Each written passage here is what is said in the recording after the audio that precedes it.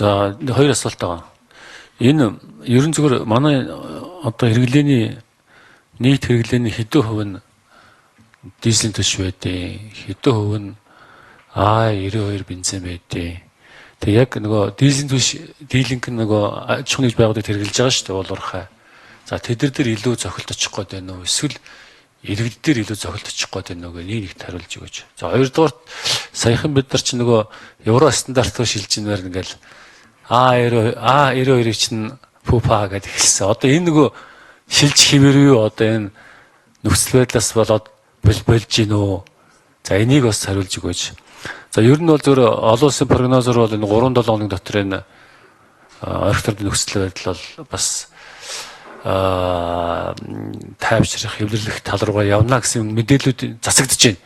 Энэ хэрвээ тэгээд орхиторын нөхцөл байдал ингээд доошо орох юм бол богино хугацаанд нефтийн үн доошо буух уу? Эсвэл одоо яг өндөр хэвээрээ хадгалагддаг юм уу? Ер нь одоо мэрэгжлийн хүмүүсийн хувьд одоо энэ гурван асуултанд хариулж өгөөч гэж. За зүйлдүр эрдэс байлгийн газрын төсний бодлогын газрын дарга шигтлээ. За Монгол улсын нийт хэрэглээний 70 орчим хувийг дизель түлш буюу одоо хөдөө аж ахуй уулуурхай үйлдвэрлэлд хэрэгэлдэг. Яг өнөөдөр бол сүүлийн үед автобензиний одоо үн хямд байсан учраас хэрэглээ бол 35% болж өссөн 25 онд. Хоёр дахь асуудал нь за евро стандартын автобензин дизель түлшийг Улаанбаатар хотын агаарын чанар сайжруулах бүсэд хэрэглэнэ гэд байгаль орчны сайд за нийслэлийн засаг дарга нар нийлээд хамтарсан захирамж тушаал гаргаад 2026 оны 6 дугаар сарын 1-ээс хэрэгжүүлж эхэлнэ. Гэхдээ энэ нь бол Улаанбаатар бүхэлдээ биш агаарын чанар сайжруулах бүс буюу төвийн дүүрэгт гэд ингээд захирамжаа гаргацсан явж байгаа. За хэрэгжүүлэх эхлээг байгаа.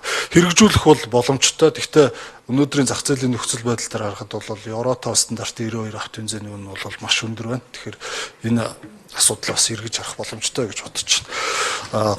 Гурав дахь асуудал нь за орхит ордонтой нөхцөл байдал богино хугацаанд намжсан ч гэсэн өнөөдөр яг түүхий тосны үн бол яг үнэндээ бол одоо 60% л нэмэгдсэн байна. Гэтэл бэлэн бүтээгдэхүүний үн 100% нэмэгдчихэд байгаа. Энэ хоёр тусдаа бирж дээр зарагддаг. Брент газрын тосны үн нэг 110 орчим $10 байхад өмнө нь бол нэг 20% зөрүүтэй одоо үйлдвэрлэлийн ашигын маржа нэмээд 20% зөрүүтэй нэг $135 хавцаа дизель түлшний баррел нь явдаг байсан бол одоо 100% өссөн $220 гэж явж байгаа. Тэгэхээр юу харуулж байна гэвэл энэ тосны олборлолтонд биш энэ үйлдвэрлэлийн процессууд үйлдвэрүүд одоо гэмтэлтэй байгаа учраас энэ бэлэн бүтээгдэхүүний хомсдол зах зээл дээр бий болчиход байна.